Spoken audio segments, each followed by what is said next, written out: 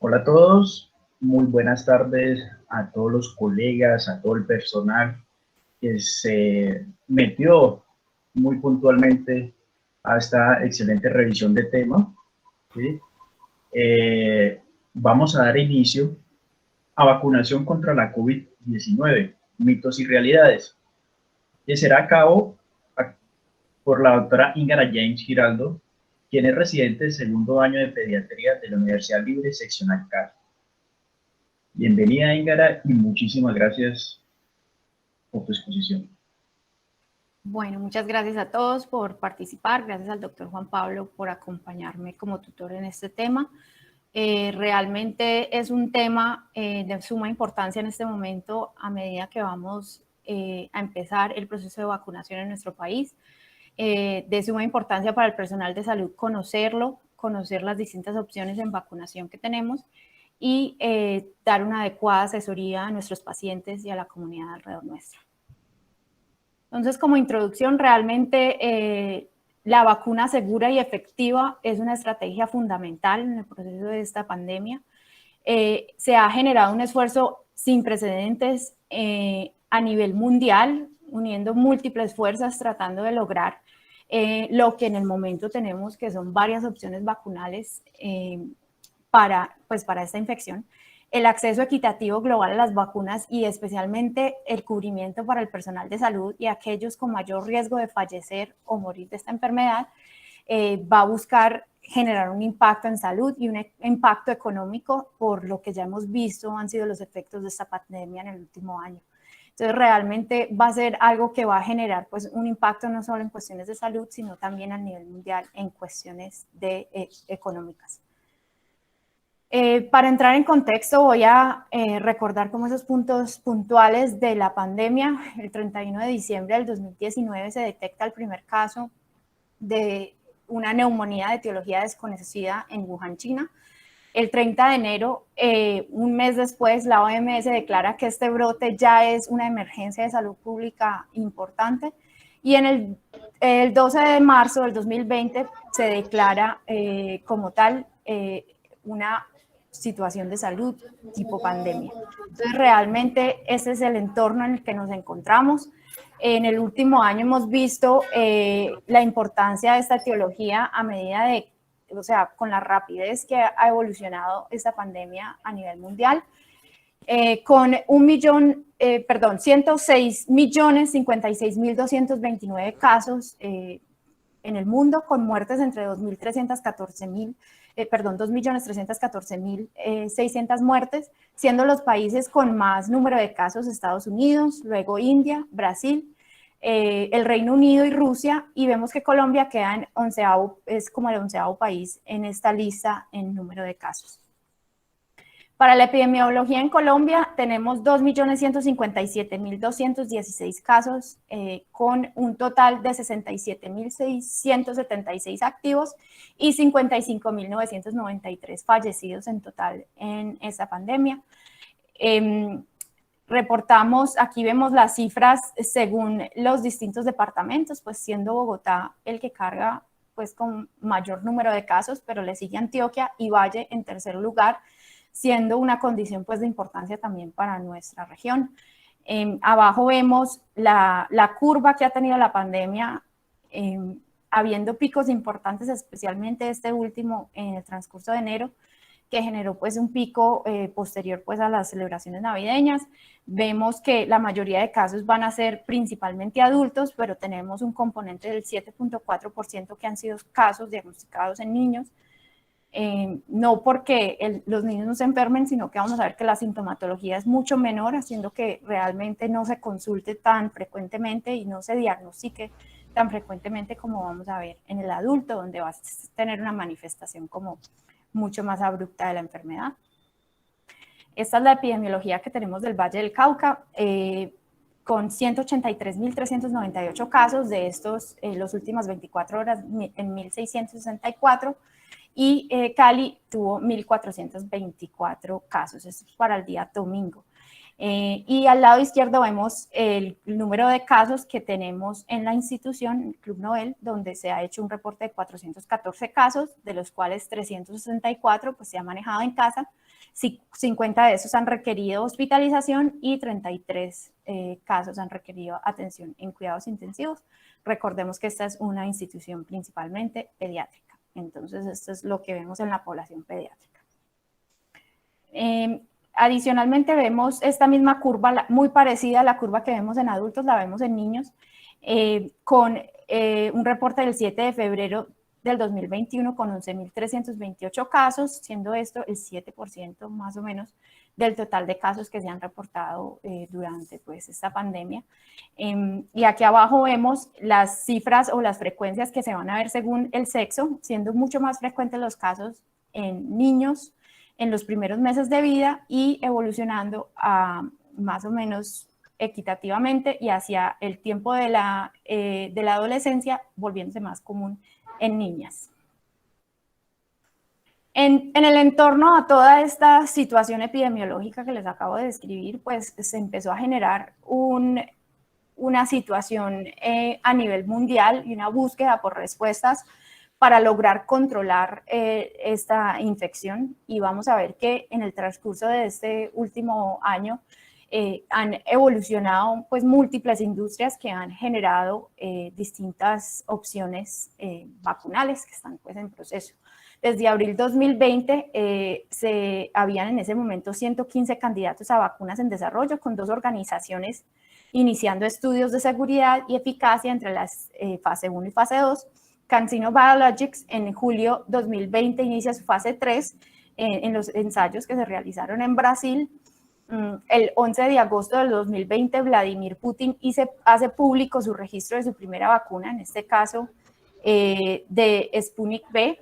El 9 de noviembre del 2020 la empresa farmacéutica Pfizer anuncia su vacuna en asociación con BioNTech, siendo esta el 90% efectiva en esos estudios iniciales. El 17 de noviembre la empresa Moderna entonces ya anuncia su efectividad del 94%. Y vamos a ver que para el 2 de diciembre la vacuna Pfizer-BioNTech ya es aprobada entonces inicialmente por el Reino Unido, seguido por la FDA. El 5 de enero del 2021, INVIMA autoriza su primera autorización vacunal, que es Pfizer-BioNTech, y el 4 de febrero INVIMA autoriza la utilización de Sinovac, siendo estas dos pues, las 2 vacunas que tenemos con autorización pues, por nuestro ente controlador. Y en febrero de 2021 tenemos un total de 10 vacunas que han sido autorizadas por alguna autoridad competente a nivel mundial, teniendo pues una amplia opción de vacunación para esta enfermedad, y vamos a ver que con plataformas muy distintas de cómo se lleva a cabo esta vacunación, siendo importante para nosotros conocer cómo y qué vacunas tenemos disponibles y cuáles pues van a ser su forma de accionar en este tema. Acá vemos un panorama que compara más o menos todos estos proyectos, siendo las marcas azules realmente la fase 1, fase 2, ya las flechas verdes las vemos en los proyectos en fase 3 y las estrellas moradas es lo que vemos como los momentos en que alguna autoridad ha autorizado pues su uso. Quería llamar la atención acá a Sputnik V, que vemos que fue autorizada después de la fase 2 y aquí empezó pues un poquito de la controversia asociada a esta vacuna, que no se esperó la fase 3 para su autorización, sino que se autoriza en fase 2, ahora en este momento completando sus estudios fase 3. Bueno, para poder entender cómo funciona la parte de la vacunación, hay unos conceptos grandes que debemos saber sobre el virus. El virus hace parte de la familia del Coronaviridae, la subfamilia es Orthocoronavirinae, el género es beta coronavirus y vamos a ver que el genoma del SARS-CoV-2 pues, está formado por ARN de una sola cadena con 30.000 nucleótidos y 6 ORFs. La proteína más importante pues, en este contexto viene siendo la proteína S, que va a darle al virus la proteína como receptora y de fusión y de unión a la célula. Adicionalmente vemos que hay otras proteínas importantes, la proteína M, que hace parte de la proteína de membrana, la proteína N, que hacen parte de la nucleoproteína, el genoma basado en RNA, y tenemos también las proteína de la envoltura. Siendo la proteína S la que va a determinar el tropismo, la que tiene la capacidad de transmisión a ese nuevo huésped, porque va a ser donde se va a unir ese receptor, y adicionalmente es un antígeno inmunodominante que ha demostrado pues generar una reacción importante del sistema inmune del huésped. Entonces, un enfoque especial se va a hacer hacia esta proteína y vamos a ver que la mayoría de vacunas van guiadas hacia esta. Aquí vemos pues el genoma del SARS-CoV-2, a pesar de que en general es una estructura pues que vamos a ver como base en la mayoría de virus.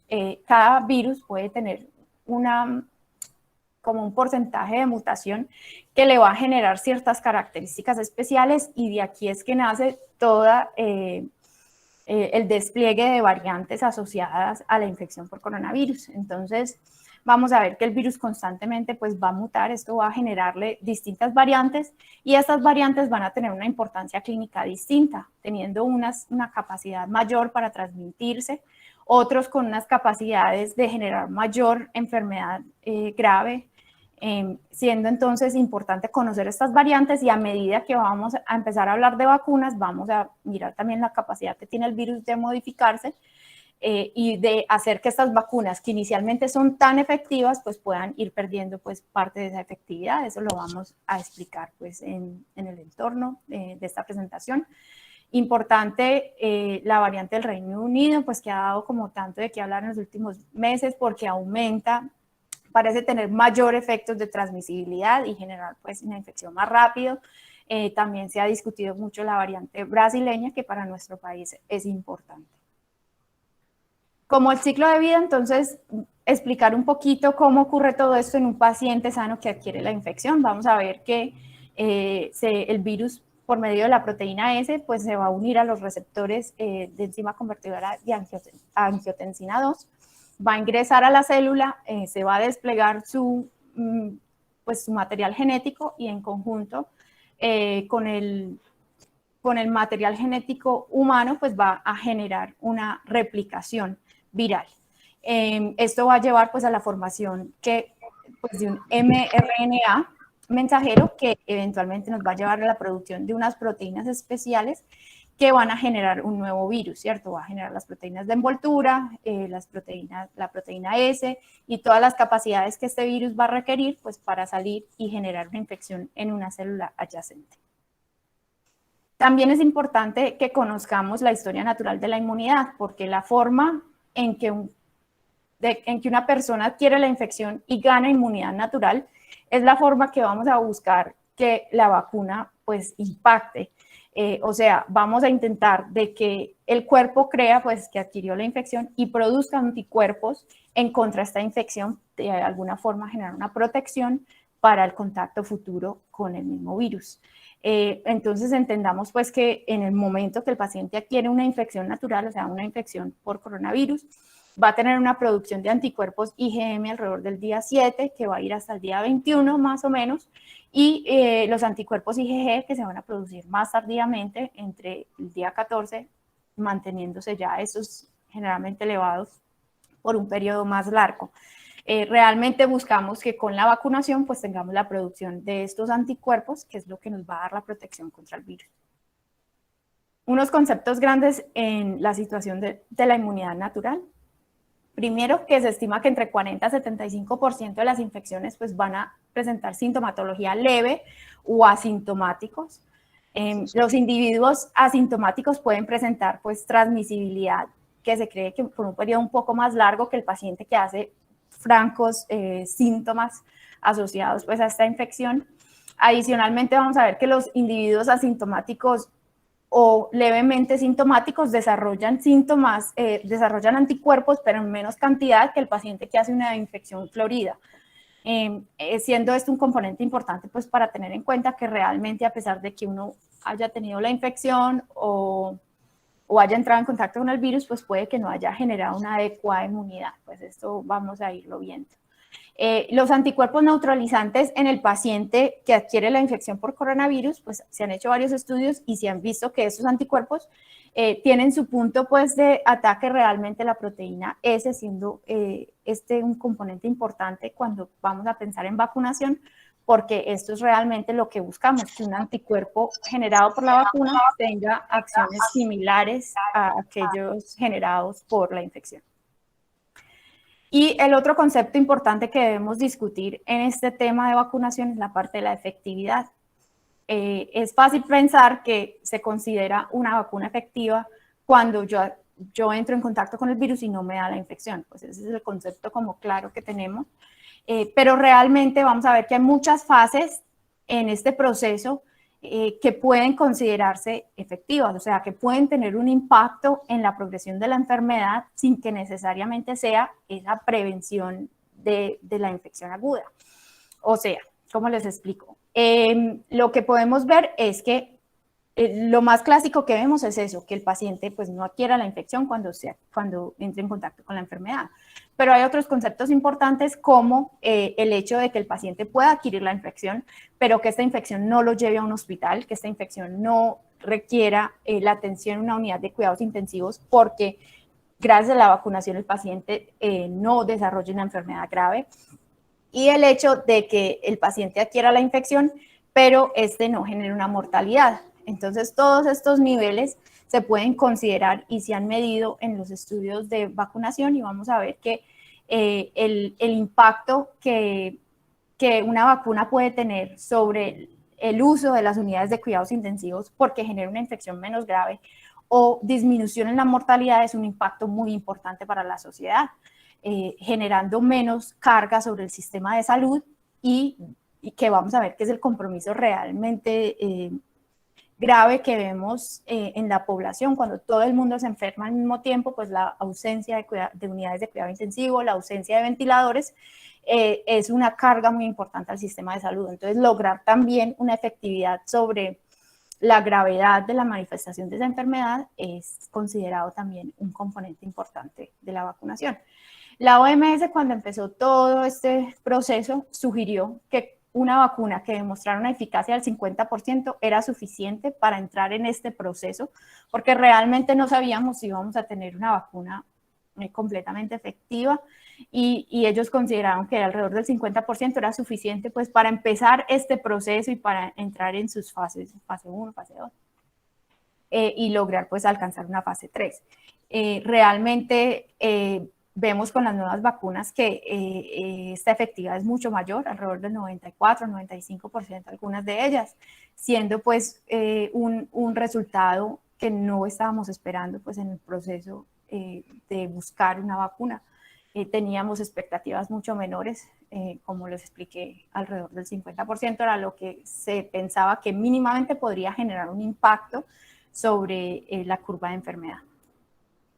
El otro concepto grande es la inmunidad de rebaño, que es un concepto que se discute mucho en la situación de vacunas.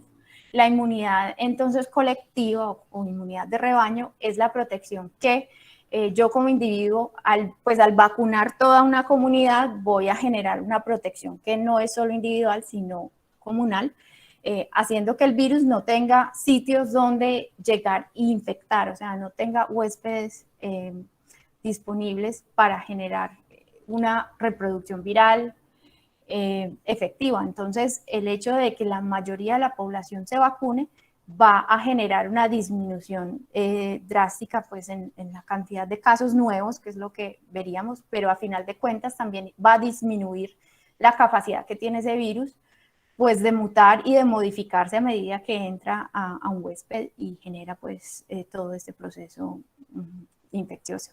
Entonces es un concepto muy importante y vamos a ver que lo vamos a discutir pues, en el transcurso también de la revisión. Estas son las plataformas que tenemos disponibles para múltiples vacunas. Vamos a ver que las más usadas va a ser pues, los vectores virales, pues esa es relativamente nueva. Vemos que uno de los estudios grandes es la vacuna del ébola, que está todavía pues, en proceso de estudios. tenemos las proteínas, la vacunación por proteínas recombinantes. Entre estas tenemos la vacunación contra el papiloma humano, hepatitis B, influenza. La vacunación con virus inactivados, como ejemplos de estas tenemos también influenza, polio, hepatitis A, y la vacunación con virus atenuados, que también entre estas está la triple viral y la vacuna pues, de la fiebre amarilla. Las plataformas de RNA y DNA son relativamente nuevas para la vacunación, pues son nuevas en humanos. Vamos a ver que las vacunas de DNA, hay algunos componentes que se utilizan en vacunas veterinarias y pues el estudio de la plataforma de RNA es nueva pues para nosotros y vienen muchos años estudiándose este componente como una posible vacuna. Entonces, para explicar un poquito cómo funcionan estas plataformas y de esa forma, pues, cómo funciona la vacuna, vemos que la vacuna del RNA generalmente ingresa al cuerpo por medio de una proteína lipídica que va a tener la capacidad de ingresar a la célula. Cuando ingresa a la célula, lo que va a contener va a ser mRNA mensajero que en conjunto, pues, con la maquinaria celular, pues, va a generar la producción de proteínas. Este RNA va a tener la codificación para la proteína Spike, haciendo que la célula internamente produzca solo la proteína Spike y esto lleve a que el cuerpo genere un proceso inmunológico contra esta proteína y eventualmente lleve a una respuesta inmune contra el virus. Las vacunas de DNA tienen un componente similar, excepto que se requiere la asistencia por una electroporación, ayudándole pues a la vacuna a ingresar a la célula y eventualmente ingresar al núcleo, donde va a hacer lo mismo, producir mRNA que va a producir proteínas Spike y eventualmente generar una respuesta inmune. Las vacunas virales tenemos dos opciones, el virus atenuado y el virus inactivo. El virus atenuado va a ser un virus que tiene modificaciones en su virulencia, o sea, está vivo, pero vamos a ver que es menos virulente, es menos virulente que otros virus, y esto va a generar que el cuerpo responda a él, pero él no tenga la capacidad de generar una infección activa. El virus inactivado es realmente un virus modificado genéticamente para que no tenga la capacidad de generar ninguna acción dentro de la célula y lo que vemos es que simplemente activa una respuesta inmune. Las vacunas basadas en vectores, vamos a ver que pueden generarse, pues se ingresa a la célula un virus, sea sarampión o adenovirus, son los que más se utilizan en este tipo de vacunas, y dentro de ella pues va a tener un componente genético que incluya la producción de mRNA que va a llevar a la producción de proteína Spike. Entonces ingresa como virus, adenovirus, pero realmente este va a producir algunas proteínas del coronavirus, llevando a que se genere una inmunidad contra el coronavirus. Y las vacunas proteicas va a incluir simplemente la inyección de proteínas directamente, lo que va a generar que el cuerpo responda a estas proteínas y genere pues anticuerpos contra ellas. Entonces realmente estas son como todas las opciones que tenemos en las plataformas de vacunación para coronavirus y para otras infecciones. Y vamos allá a entrar a mirar cómo cada una de ellas y cuáles son esas distintas vacunas disponibles que tenemos en el momento para uso en cuestiones de coronavirus. Entonces, la vacuna del virus inactivado, en este grupo tenemos Sinovac y Sinopharm, son las dos vacunas grandes que están como en este contexto de virus inactivado. Sinopharm ha tenido pues una efectividad alrededor del 86%, siendo pues una opción, y Sinovac que vemos es la vacuna que ya tiene aval por el INVIMA. Hay algunos riesgos, pues conociendo estas plataformas, pues hay algunos riesgos teóricos que podrían llegar a generarse pues asociado a esta vacunación, y eso va a depender de cada una de las plataformas que se utilicen. Entonces quiero como mencionarlos pues también para conocerlos. El virus inactivado, vamos a ver que su principal pues riesgo es que no se genere una inactivación completa de este virus, y que este virus tenga la capacidad de generar una infección.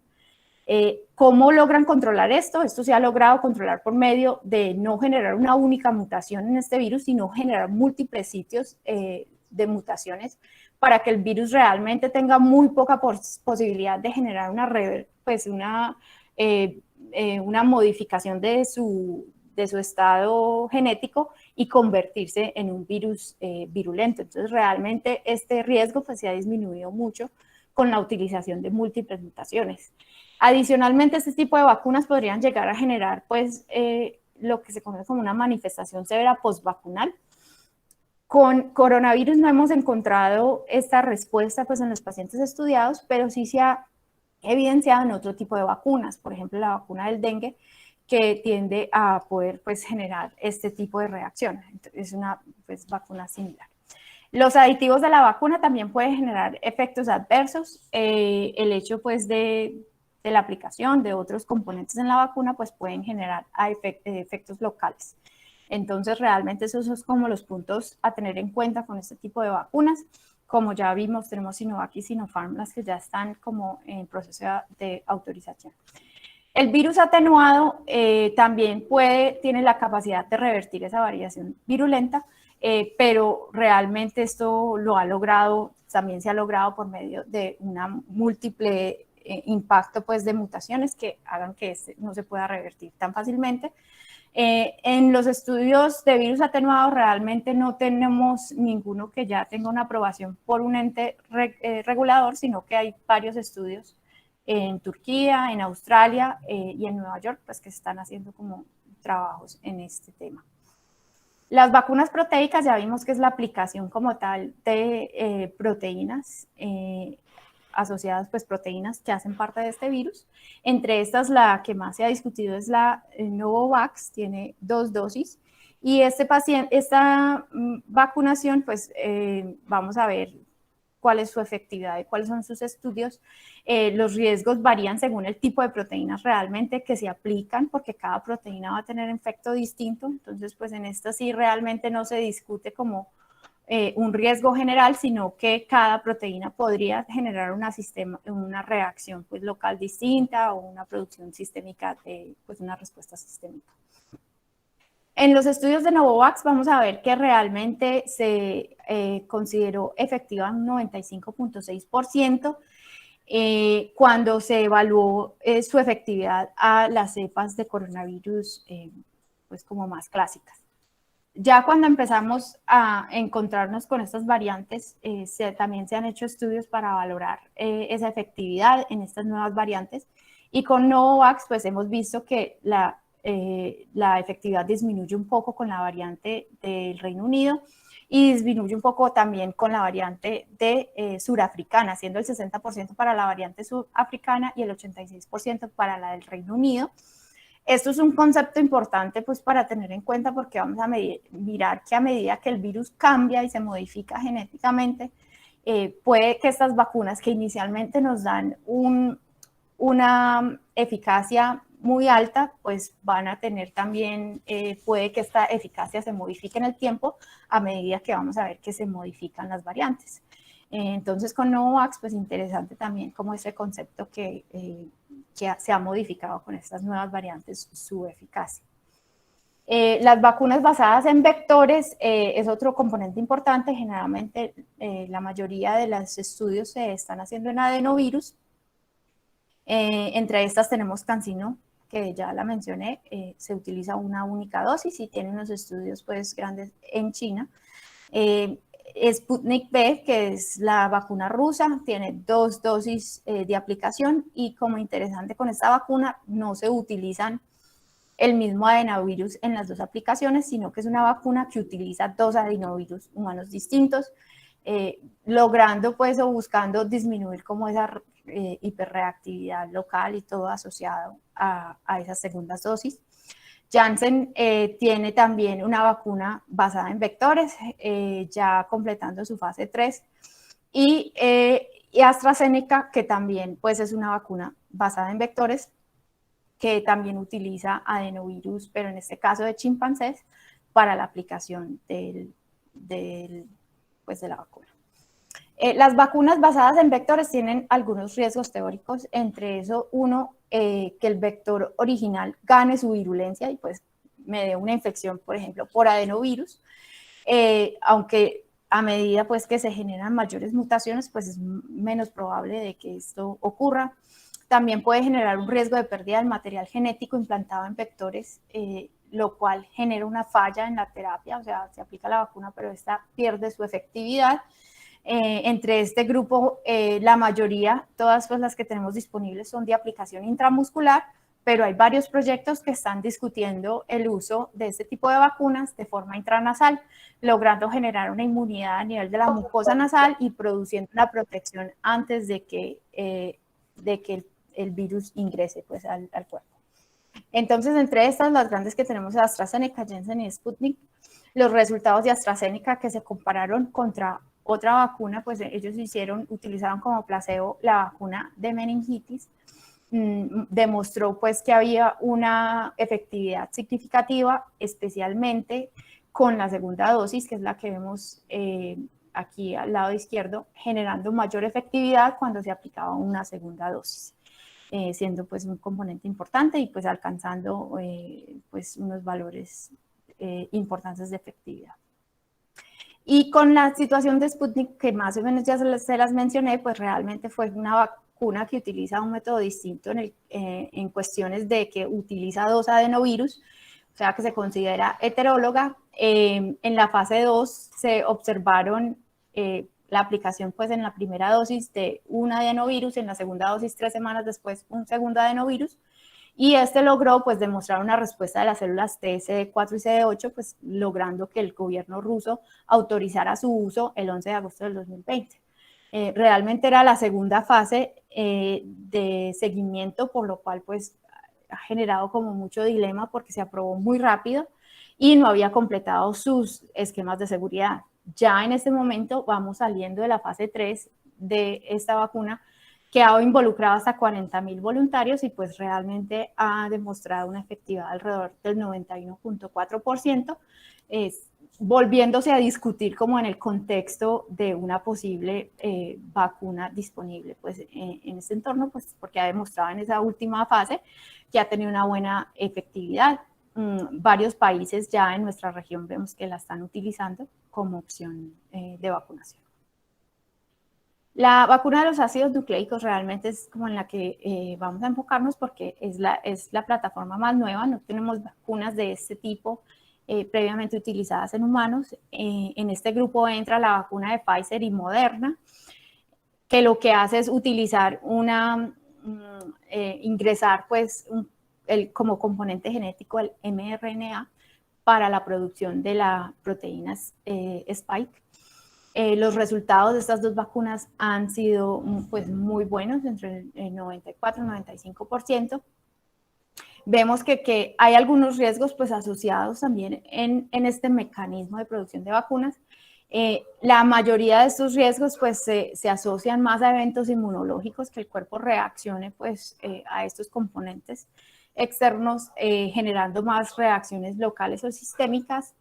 No poseen elementos de retrovirus, no tienen la capacidad de ingresar a la célula y generar alteración del ADN, por lo cual no pueden modificar el ADN. Y vamos a ver que no tienen componentes de virus, no tienen virus completos como tienen de pronto las vacunas atenuadas, entonces no tienen la capacidad de generar una infección, o sea, realmente serían un tipo de vacunas segura. Estimula también la inmunidad innata y se ha visto pues que podría generar eventos mediados pues por el sistema inmune.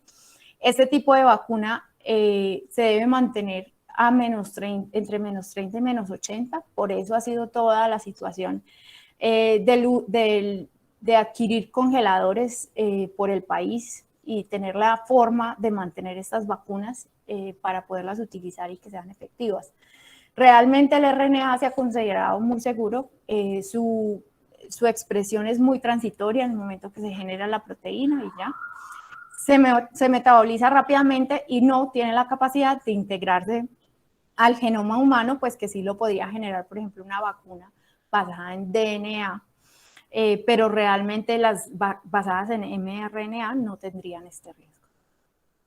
Estos son los resultados de los estudios de la vacuna de Moderna, donde demostraron una efectividad del 94% versus el placebo. Adicionalmente, pues aquí a la derecha vemos los efectos adversos que se demostraron con esta vacuna. Realmente la mayoría de ellos eran locales asociados a dolor, eritema, edema, ahí en el sitio de la aplicación, y siendo un poquito mayores en la segunda dosis, pues que esto es frecuente que veamos también esto con otras vacunas. Adicionalmente, pues generaron fiebres, dolor de cabeza, fatiga, mialgias, estudios pues y efectos adversos que duraron entre 1 a 2 días y pues realmente desaparecen solos. No han asociado pues efectos adversos severos que puedan ligar a la vacuna. La vacuna de Pfizer y BioNTech, que también más o menos es muy similar en su mecanismo, el 18 de noviembre del 2020 completa su fase 3 y se considera pues en los estudios de esta fase 3 pues que tiene una efectividad del 95%, medida a los 28 días después de la primera dosis. Se logró con esta vacuna realmente también tener pues muy buena respuesta en varios grupos étnicos, en los dos sexos, en distintas edades, obviamente pues de los pacientes adultos, logrando pues que esta vacuna se autorizara también por INVIMA y pues por FDA y EMA. La vacunación basada en ADN, que es una plataforma similar a la del mRNA, pero utiliza ADN modificado en la vacuna pues viral, logra pues una integración a la célula y esta pues podría tener el riesgo potencial de modificar estos estudios, pero realmente ninguna, o sea, este mecanismo de integración no se ha logrado pues comprobar en ninguno de los estudios en humanos y animales, y hemos visto pues que esta vacuna sí se utiliza pues en algunas vacunas veterinarias, o sea que antes la vacuna del ADN pues ha tenido como mayor experiencia en estudios animales que la mRNA, que realmente es nueva pues en todos sus conceptos. Aquí tenemos los dos, pues los grupos que están trabajando en este tipo de vacunas. Todavía no tenemos una vacuna que tenga una autorización y haya completado ya todos sus estudios, pues hay varias que están como en proceso.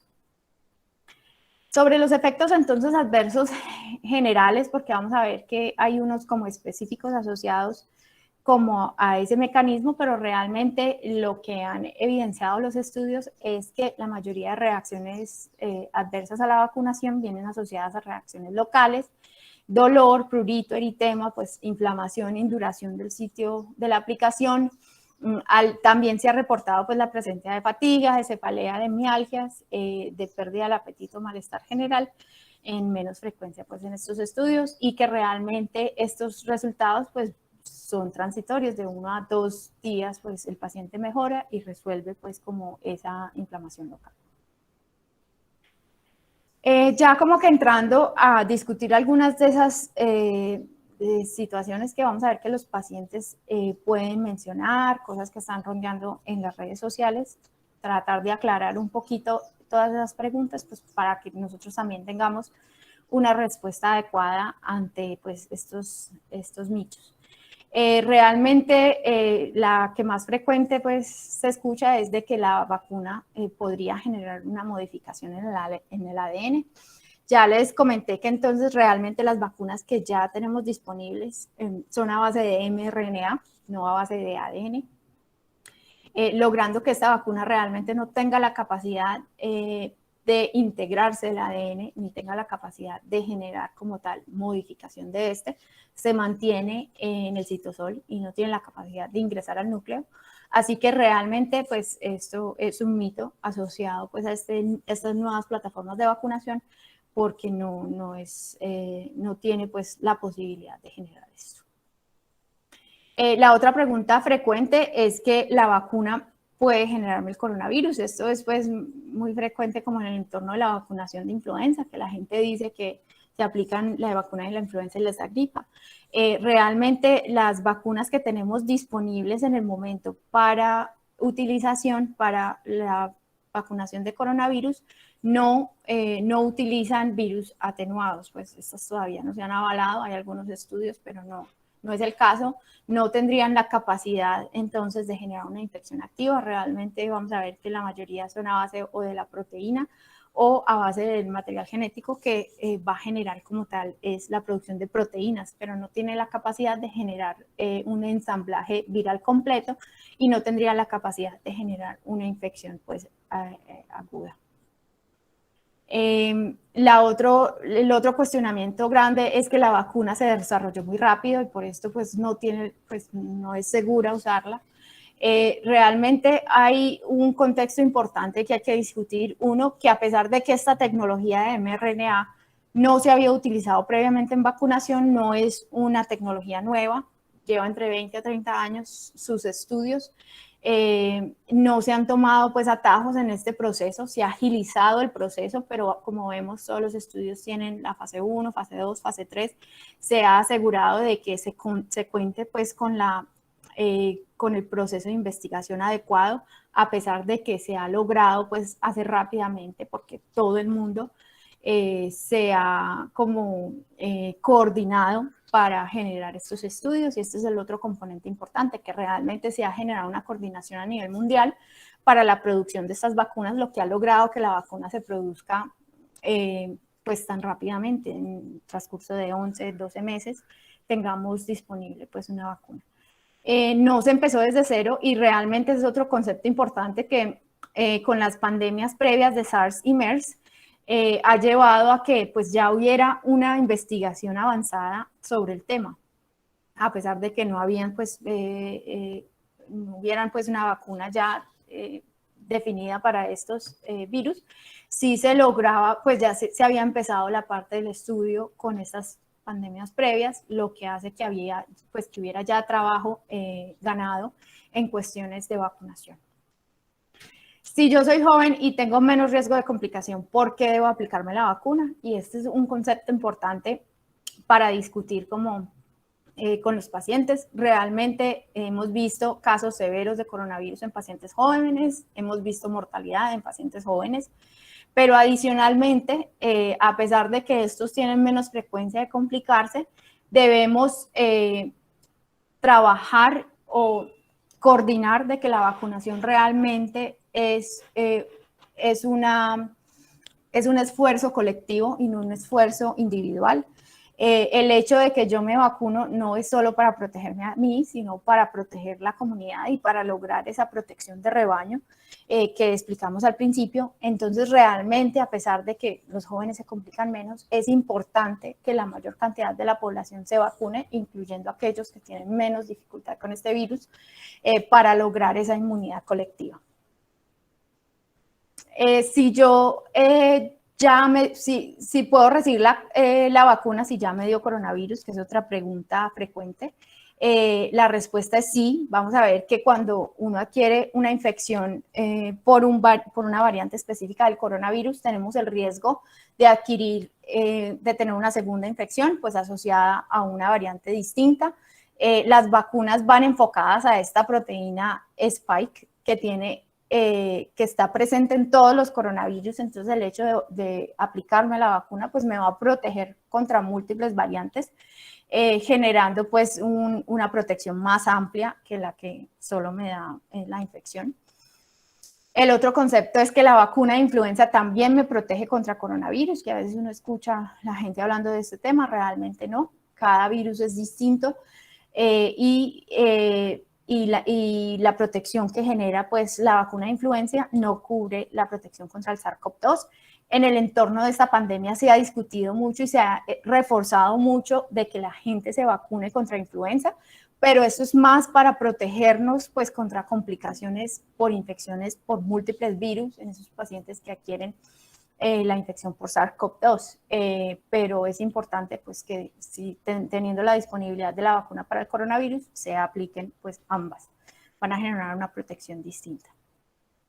El otro ya concepto importante y que frecuentemente vamos a tener pues como esta discusión con los pacientes es esas poblaciones especiales que tienen antecedentes o enfermedades de base, Por ejemplo, los pacientes con enfermedades autoinmunes, realmente encontré ya una publicación de la Asociación Colombiana de Inmunología y Reumatología que sugiere que el paciente con enfermedades autoinmunes sí se puede vacunar.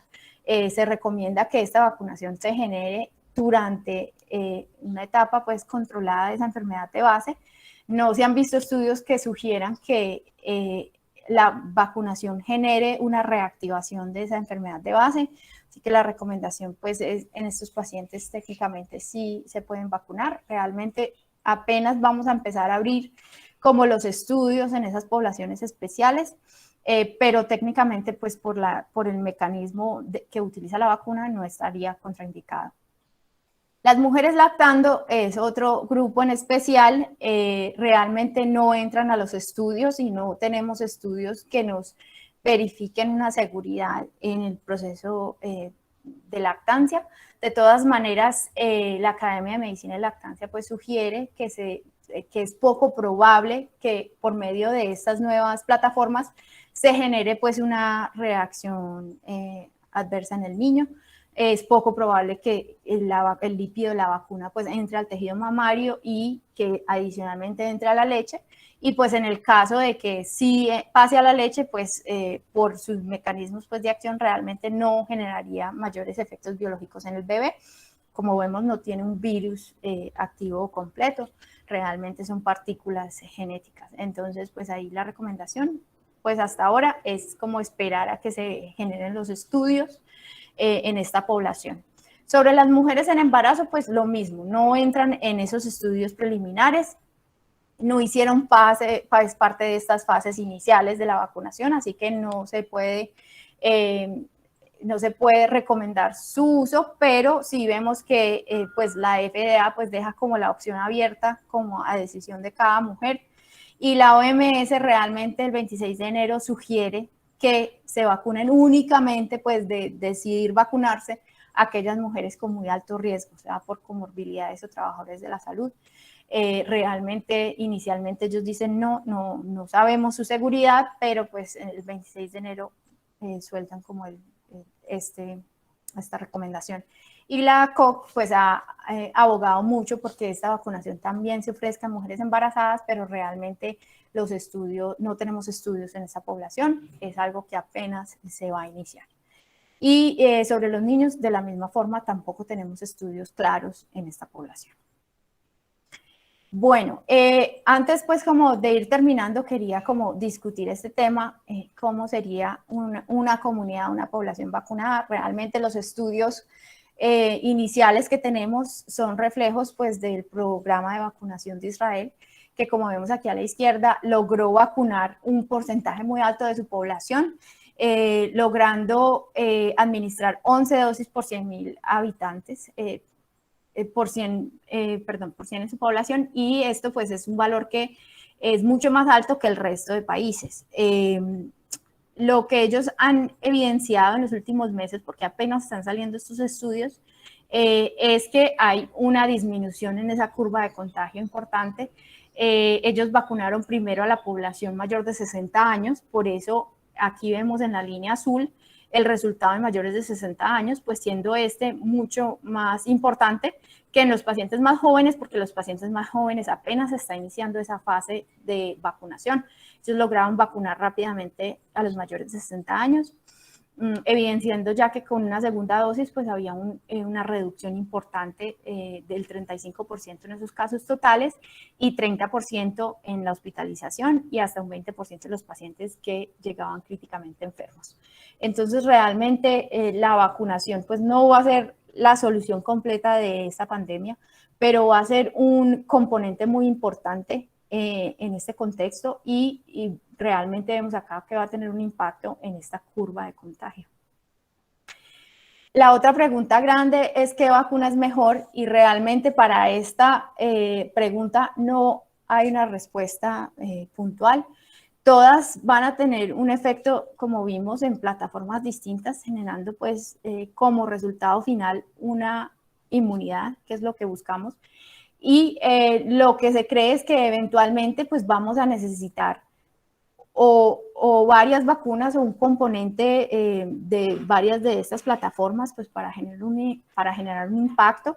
Adicionalmente se ha visto pues que la creación de nuevas vacunas pueden generar mejoría en esa efectividad en las vacunas iniciales que presentamos a medida que el virus va modificándose. Puede que requeriramos nuevos preparados que nos ayuden como a potencializar esta vacuna inicial. Entonces, realmente, pues tener en cuenta más bien todas las opciones que tenemos disponibles y cómo podemos impactar pues, la comunidad como con estas vacunas. Como conclusión grande, realmente el esfuerzo que se ha realizado a nivel mundial en creación de estas diferentes vacunas pues es muy importante.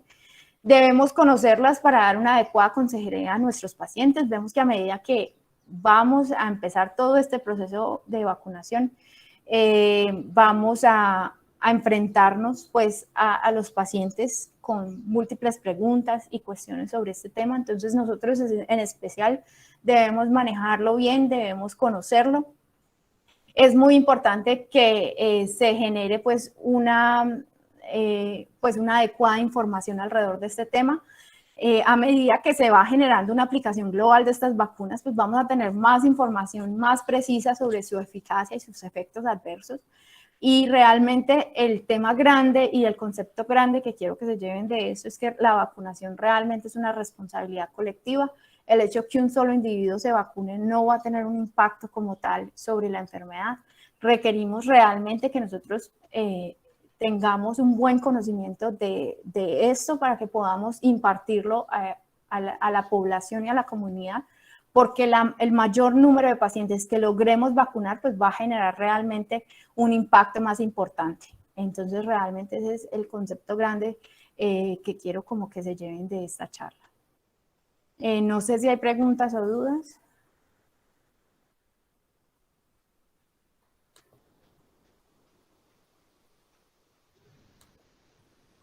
Doctora Ingara, excelente presentación. Hiciste un recorrido bastante amplio por todas las vacunas actualmente disponibles, las que vienen.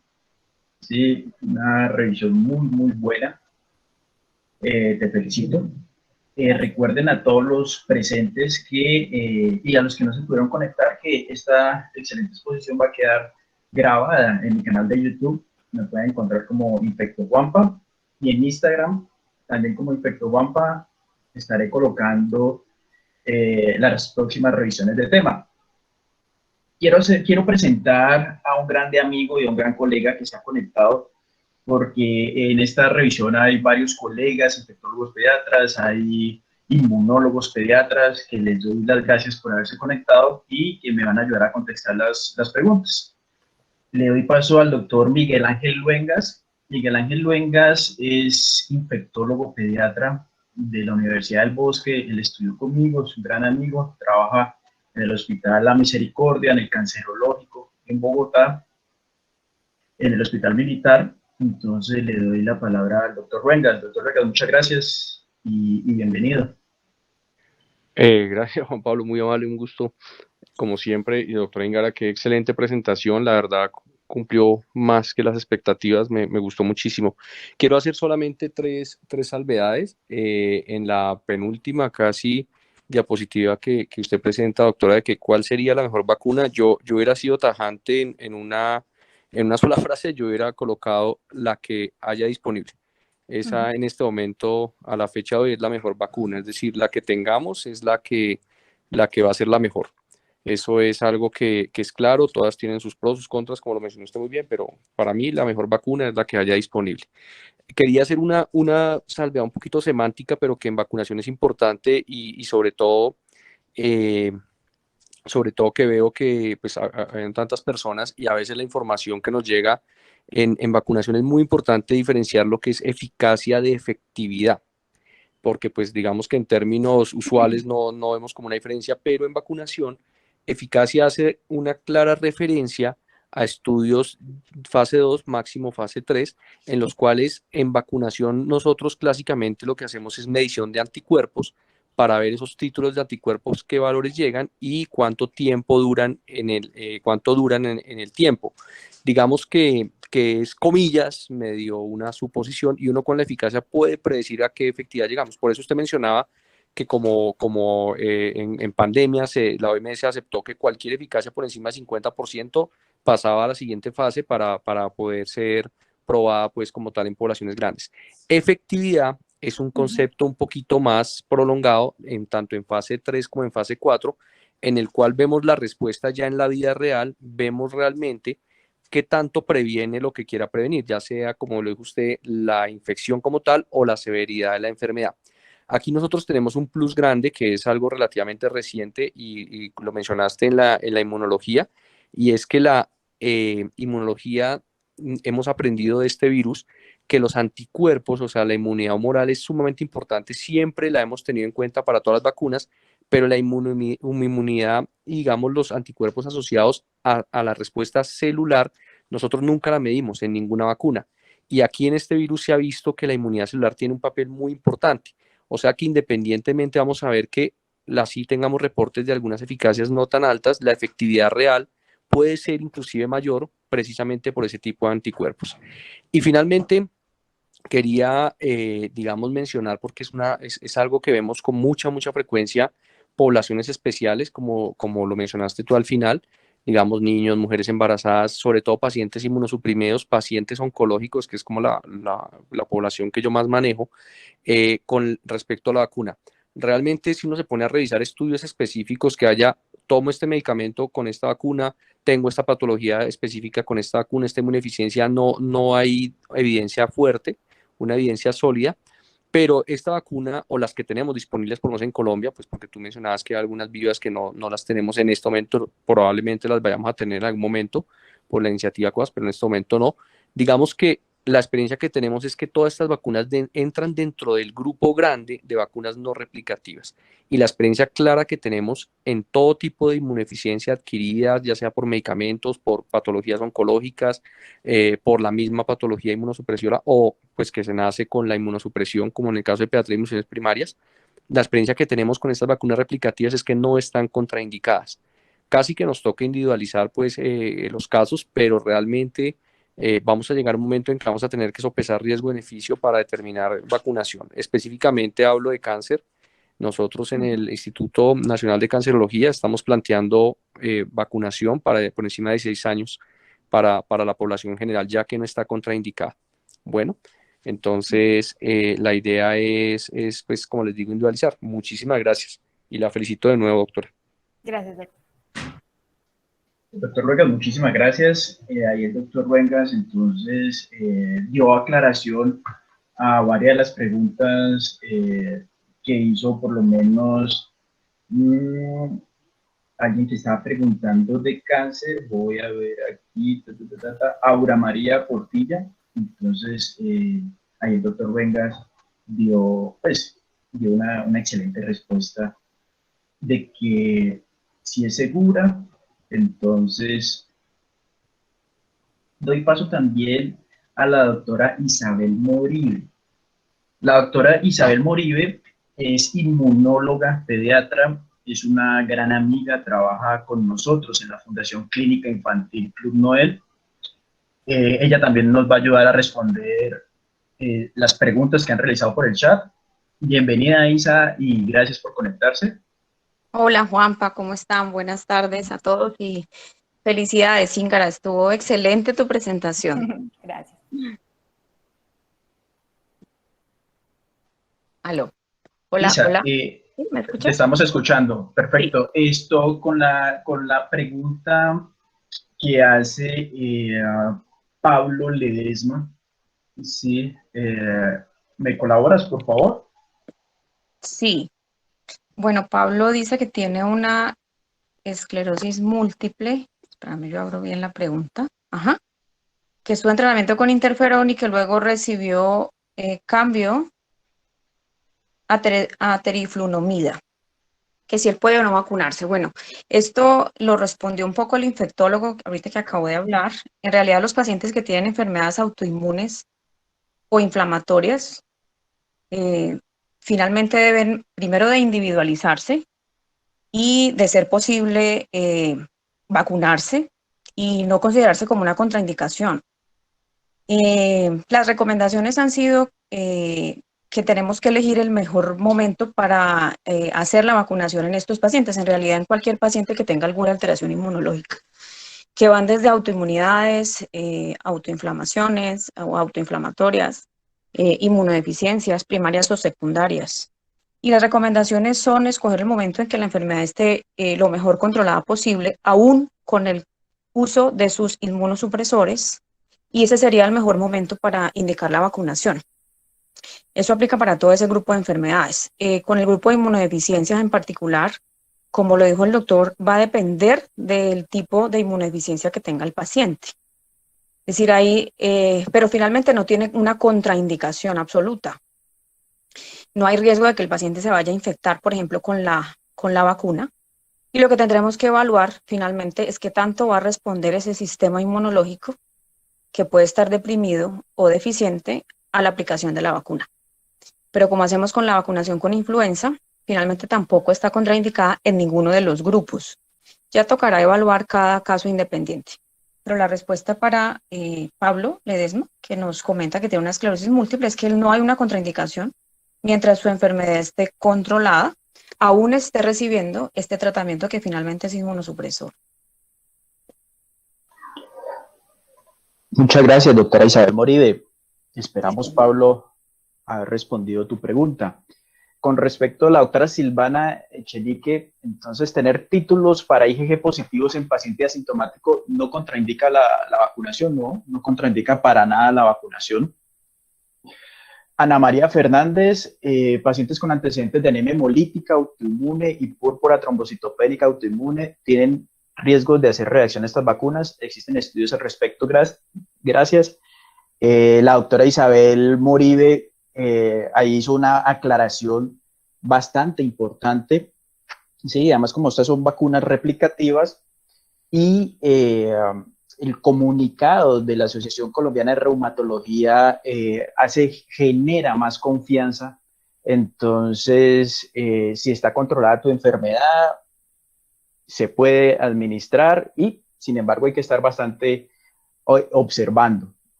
Patricia Velasco, personas con antecedentes de anemia, ¿se pueden vacunar? Sí, Patricia, se pueden vacunar.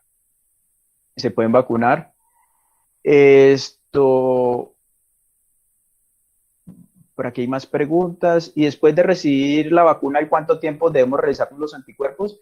En la población general hay un 6 a un 10%, ¿sí? que habiendo tenido la infección por SARS-CoV-2, habiendo tenido COVID-19, no hacen respuesta tipo humoral, ¿sí? Recordemos, humoral es IgM, IgG, hay un 6 a un 10%. Entonces, la medición de los anticuerpos después de la vacunación no es una medida recomendable, sencillamente porque solamente estamos evaluando un pedacito muy pequeño de ese gran sistema inmune que tenemos, ¿sí?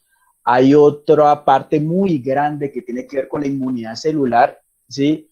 Y que esa, por lo menos los CD45, ¿sí?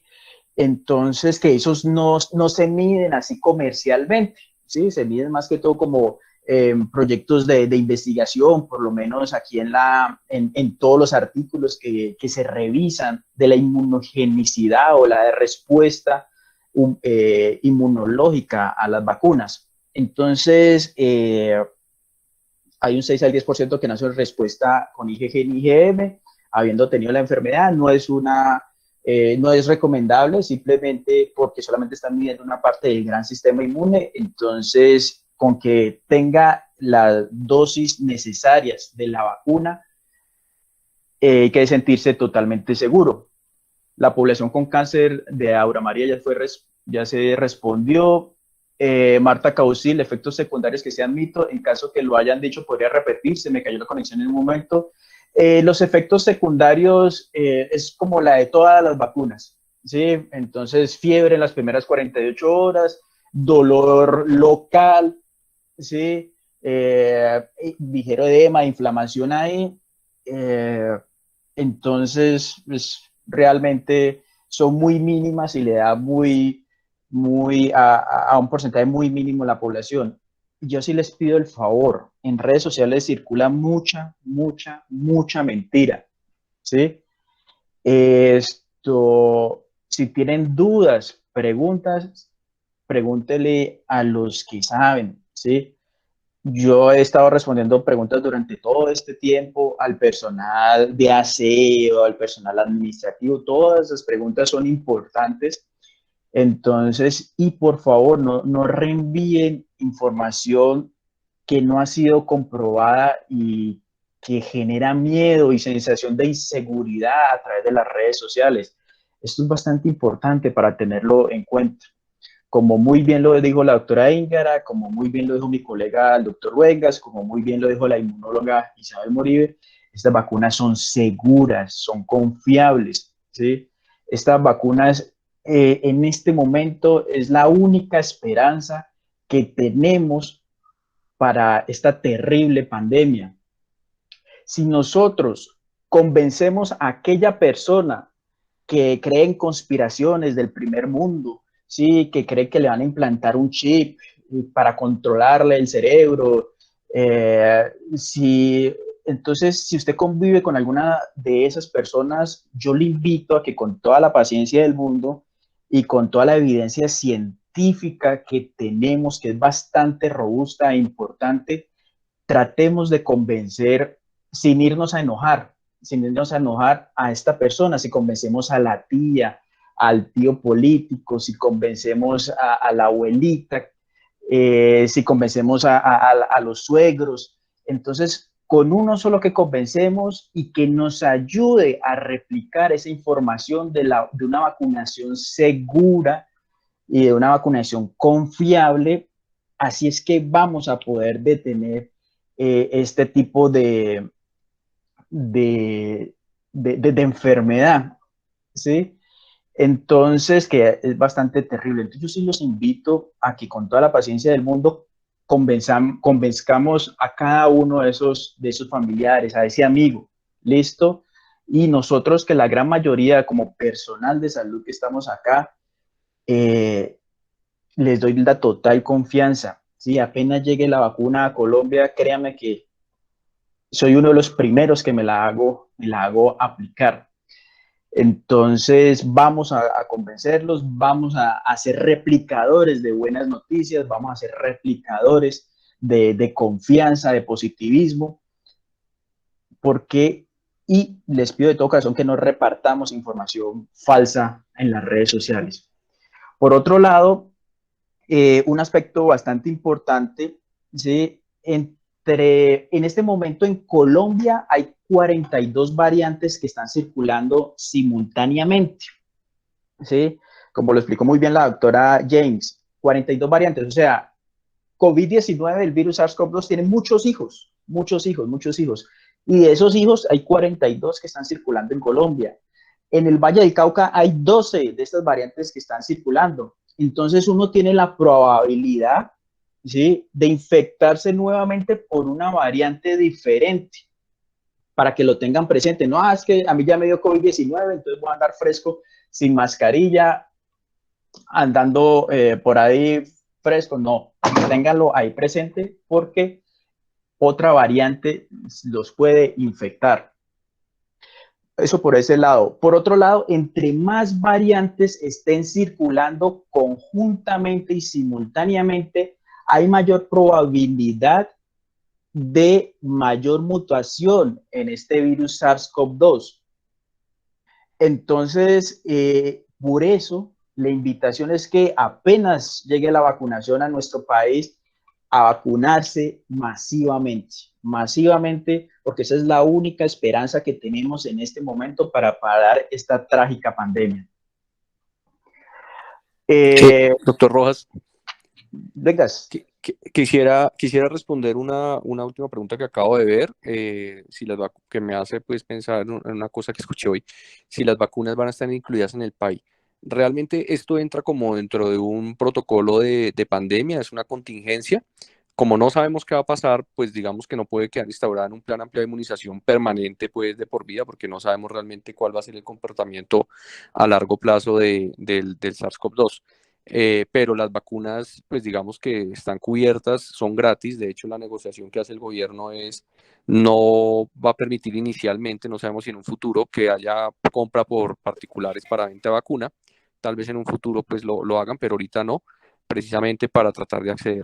Esta mañana estuve, como decía el doctor Rojas, nosotros estamos como en estos conversatorios varias veces, todos los días. Hoy estuve esta mañana en otro, allí en la Misericordia, y escuchaba varias de las preguntas que hacían, y una pregunta que me llamó la atención era si la vacuna, como era la vacunación para el personal de salud en el hospital, si la vacunación iba a ser obligatoria. La vacunación claramente no es obligatoria. Sin embargo, uno sí debe firmar un consentimiento como personal de salud de que no acepta la vacuna. Y el doctor Germán Camacho, profesor de nosotros y es el jefe pues, en la Fundación Hospital La Misericordia aquí en Bogotá, daba una analogía que me pareció muy simpática y que quisiera traer a colación. Él decía, bueno, está bien que una persona que trabaja en salud no se la aplique, pero cuando nosotros decidimos trabajar en salud, en lo que sea, tenemos como una convicción de que vamos a proteger a las demás personas y a cuidarnos a nosotros y cuidar a las demás personas. La vacuna, al igual que el uso de tapabocas, no solo está diseñada para protegerse uno, realmente la vacuna, al igual que el tapabocas, no está diseñado, es para proteger a las demás personas, para evitar la diseminación. Puede que yo no tenga ningún tipo de factor de riesgo, como lo mencionó muy bien la doctora, pero yo debo proteger a los otros. Entonces él hacía una analogía, decía, bueno, yo quiero ser futbolista, me encanta el fútbol y me fascina el fútbol, pero a mí no me gusta usar guayos. Entonces yo quiero salir a la cancha porque no me gusta usar guayos sin guayos. Eso es como el equivalente nosotros ahorita como personal de salud, decir, pues yo soy personal de salud, me encanta y trabajo para la salud, pero la verdad es que la vacuna no sé, es lo mismo, decir voy a jugar sin guayos fútbol. Entonces pues me dejó pensando y quería compartirla con ustedes esa analogía que me pareció muy interesante del doctor Gracias, Germán doctor. Camacho, que no me la estoy robando. Gracias, doctor. María Paz Escobar pregunta, ¿esta inmunidad tiene una durabilidad de cuánto? María Paz, esto, como la pandemia ha sido realmente tan corta, ¿sí? Vamos a cumplir 11 meses desde el inicio y declaración por la OMS de la pandemia. Entonces, a medida que vaya pasando el tiempo, nos daremos cuenta cuánto va a durar la inmunidad, ¿sí? Hasta ahora los estudios, las vacunas iniciaron en fase 2 y fase 3 en junio, entonces se conocen que hasta ahora hay protección a la vacuna, ¿listo? Entonces a medida que vaya pasando el tiempo, esa respuesta será realizando con mayor claridad. Muy probablemente con la circulación de tantas variantes, con tantas mutaciones que tiene este SARS-CoV-2, muy probablemente será como la vacuna de influenza, que todos los años nos vamos a tener que vacunar como lo hacemos con el virus de influenza, por las mutaciones que se está realizando a medida que pasa el tiempo. Recuerda que los virus son los más promiscuos, ¿sí? Los virus entre ellos se replican y hacen muchas mutaciones. Es segura en pacientes asmáticos. Por acá otra pregunta. La colocación, no. Yo creo que ahí están, yo creo que se respondieron ya todas las preguntas, ¿no es cierto? Íngara, ¿me ayudas ahí? Yo creo que Miguel Ángel Betancourt, pacientes con VIH no habría problema para vacunar siempre y cuando esté controlado. ¿Entendí bien? Exactamente, Miguel Ángel Betancourt. ¿Sí? Si el paciente está bien controladito, se puede vacunar porque es una vacuna no replicativa y entonces es segura. Si hay una alergia, ¿cuál tipo de alergia, Pablo? ¿Sí? Porque si hay antecedentes de anafilaxis con vacunas previas, entonces es mejor, ¿sí?, individualizar cada caso, ¿sí?, y hablar con su médico tratante para llegar a unos acuerdos mutuos. Solamente en anafilaxis, o sea, anafilaxis que si por alguna vacuna por otra vacuna que fuera presentó algún paro respiratorio, ¿sí? Entonces, solamente en esos casos, consensuar con el médico. Bueno, muchísimas gracias a todos por conectarse.